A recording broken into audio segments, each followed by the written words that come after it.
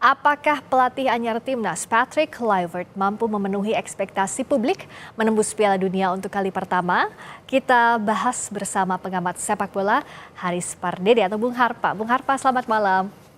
Selamat malam Mbak Friska dan juga pemirsa Kompas TV.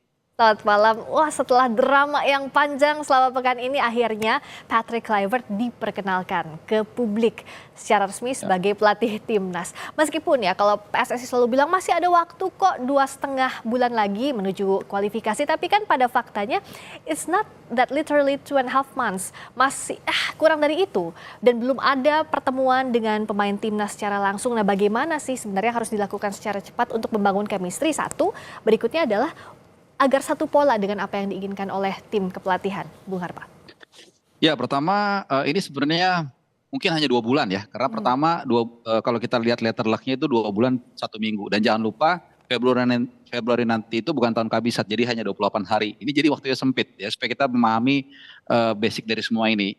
Yang kedua, Patrick Kluivert dan juga 2 asistennya ini adalah orang yang sangat baru di sepak bola. Jangankan Indonesia, jangankan Asia Tenggara, tapi juga di Asia. Artinya dia butuh waktu untuk mengenali dasar-dasar bagaimana sepak bola Indonesia. Meskipun memang backbone dari tim nasional kita ini akan dipegang oleh para pemain yang berdarah Belanda.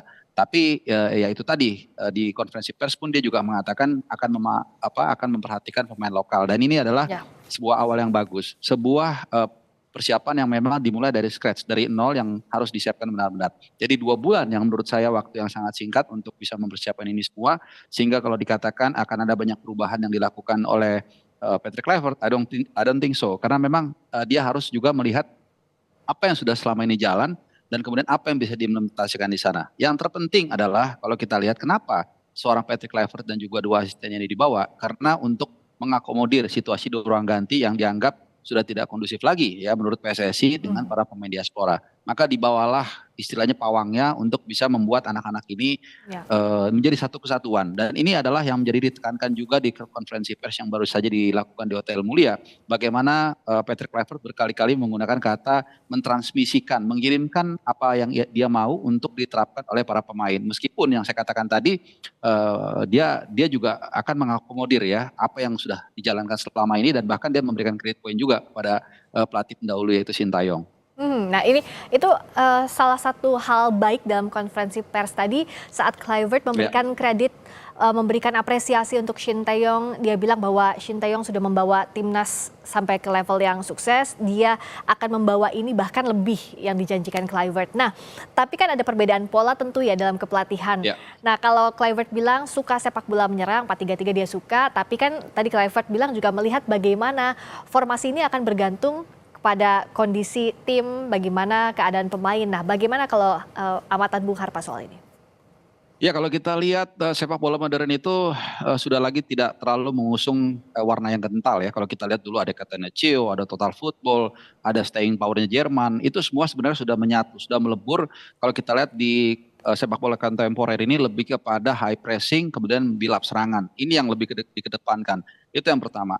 Yang kedua, kalau kita lihat jawaban dia memang dia punya gaya permainan tersendiri. Tentunya itu adalah salah satu juga alasan kenapa Patrick Kluivert kemudian ditunjuk menjadi pelatih timnas Indonesia. Tapi jangan lupa kita bukanlah tim yang kuat, paling kuat di Asia ya, di grup ini kita dari ranking adalah yang paling bawah. Sehingga lawan-lawan kita secara peringkat ada di atas kita. Mungkin sama paling enggak ya, karena dengan masuknya beberapa pemain diaspora sehingga pendekatan ini juga nggak rigid ya, kecuali kita memang benar-benar tim yang superior, katakanlah seperti Prancis atau Brazil yang memang memainkan pola yang mereka suka. Tapi itu pun kalau kita berkaca ke Argentina 2022, mereka juga kadang-kadang begitu 1-0 mereka juga agak lebih compact defense. Jadi apa yang dikatakan oleh Patrick Kluivert itu sama sekali bagus ya. Tapi itu adalah jawaban template yang ketika di lapangan nanti, apalagi dia sudah mengatakan akan menargetkan 1 poin dari Sydney Football Stadium.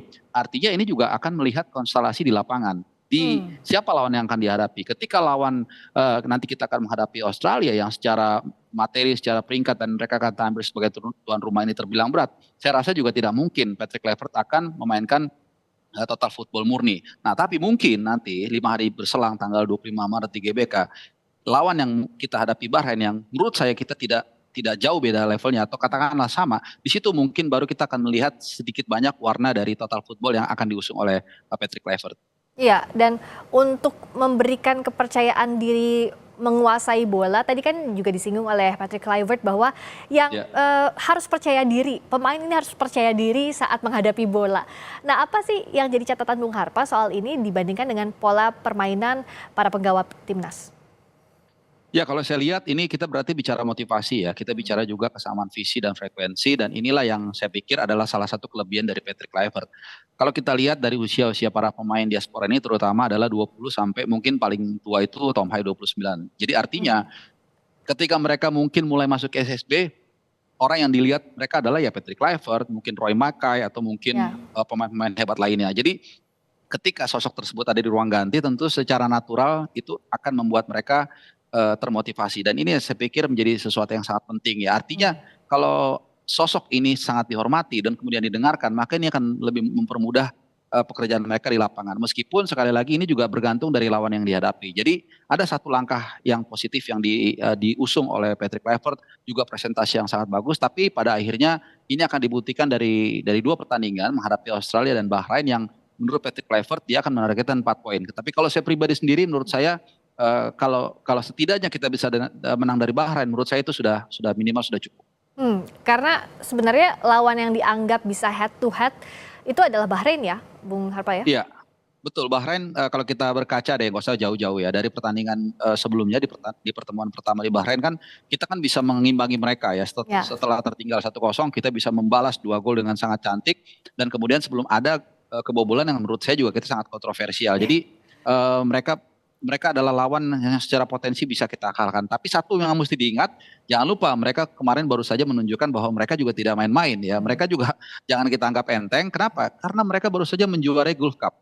Ya ini mungkin selevel kalau saya boleh membandingkan dengan AFF. Sementara ya? kemarin sementara kemarin AFF justru menjadi kontraproduktif buat kita. Ya. Disitulah semua keributan terjadi, kemudian ada polarisasi dan lain-lain. Tapi justru di Gulf Cup Bahrain bisa menjadi yang terbaik dengan menampilkan pemain terbaik mereka. Jadi walaupun tadi Friska mengatakan Bahrain itu bisa kita kalahkan, tapi tetap harus hati-hati juga ya. Di luar kontroversi 90+6 jadi 99 itu ya, tapi setidaknya memang sudah ada prestasi yang ditorehkan Bahrain. Oke, terakhir, kalau dari komposisinya tadi secara posisi Kluivert ini disegani, pasti pemain banyak yang respect abangku gitu ya di ruang ganti. Tapi kalau dari komposisi asisten pelatihnya kan banyak menganggap bahwa justru taktik itu munculnya dari mereka. Jadi asisten pelatih ini lebih mumpuni secara taktikal. Gimana kalau menurut Bung Harpa? Iya, memang semua orang saya pikir kita semua udah dengar ya bagaimana Alex Pastur ini akan menjadi sebenarnya mastermind di balik taktik dan strategi.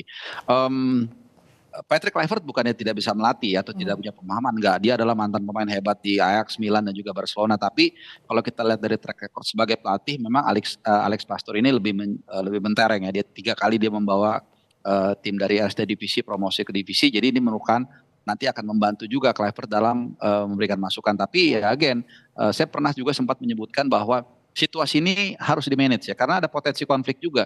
Kalau sebelumnya yang menjadi isu adalah pelatih utama dan juga pemain diaspora, sekarang mungkin itu sudah tereliminasi. Yang menjadi tantangan adalah antara pelatih kepala dan juga asisten pelatih. Jadi ini adalah sebuah potensi yang harus diwaspadai juga. Kenapa? Karena asisten pelatih ini adalah bawaan Pak Erick Thohir. Jadi bukan tidak mungkin satu momen ini akan menjadi satu potensi konflik ya. Nah, ini yang harus diantisipasi. Kita lihat bagaimana debut dari trio Belanda ini dari Kluivert, Pastur dan juga Lansat untuk mengasuh timnas kesayangan kita semua, skuad Garuda. Terima kasih Bung Haris Pardede, Bung Harpa. Selamat malam. Terima kasih banyak. Sampai ketemu lagi.